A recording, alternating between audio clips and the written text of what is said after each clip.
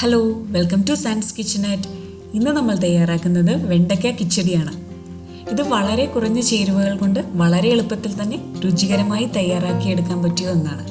അപ്പോൾ നിങ്ങൾ എൻ്റെ ചാനൽ ആദ്യമായിട്ടാണ് കാണുന്നതെങ്കിൽ പ്ലീസ് ഒന്ന് സബ്സ്ക്രൈബ് ചെയ്തേക്കണേ. വീഡിയോ ഇഷ്ടപ്പെട്ടാൽ ലൈക്ക് ചെയ്യുക, ഷെയർ ചെയ്യുക. അപ്പോൾ നമുക്ക് നേരെ തന്നെ വെണ്ടയ്ക്ക കിച്ചടി തയ്യാറാക്കാം.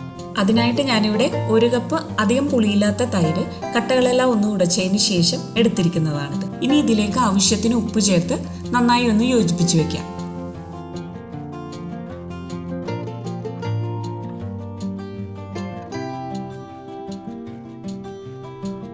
അതിനുശേഷം നമുക്ക് ഇതിലേക്ക് വേണ്ട വെണ്ടയ്ക്ക ചെറുതായി കട്ട് ചെയ്തെടുക്കാം. ഞാനിവിടെ ഒരു 12 വെണ്ടയ്ക്കയാണ് എടുത്തിരിക്കുന്നത്.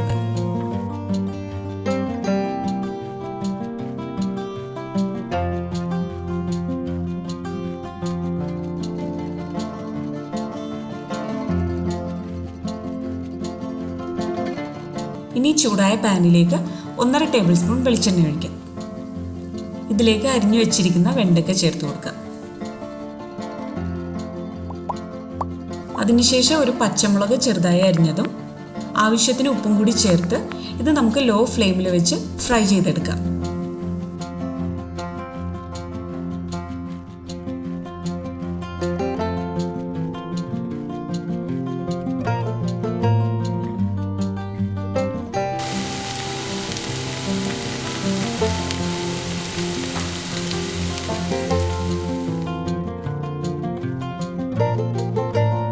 അപ്പോൾ നമ്മുടെ വെണ്ടയ്ക്ക ഫ്രൈ ആയി വന്നിട്ടുണ്ട്. ഇനി ഇത് നമുക്ക് നേരത്തെ തയ്യാറാക്കി വെച്ചിരിക്കുന്ന തൈരിലേക്ക് ചേർത്ത് കൊടുക്കാം.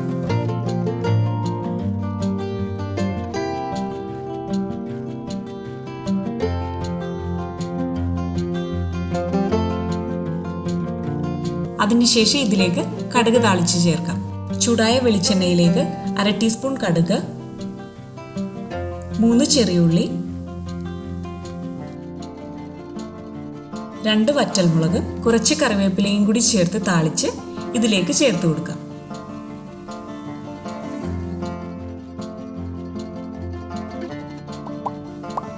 അപ്പോൾ നമ്മുടെ രുചികരമായ വെണ്ടയ്ക്ക കിച്ചടി റെഡി ആയിട്ടുണ്ട്.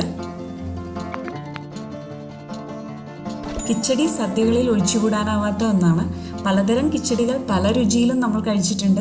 അതുപോലെ തന്നെ വളരെ രുചികരമായി തയ്യാറാക്കിയെടുക്കാൻ പറ്റിയ ഒന്നാണ് വെണ്ടയ്ക്ക കിച്ചടി. അപ്പോൾ നിങ്ങൾ എല്ലാവരും ഇത് ട്രൈ ചെയ്ത് നോക്കുക. Thanks for watching.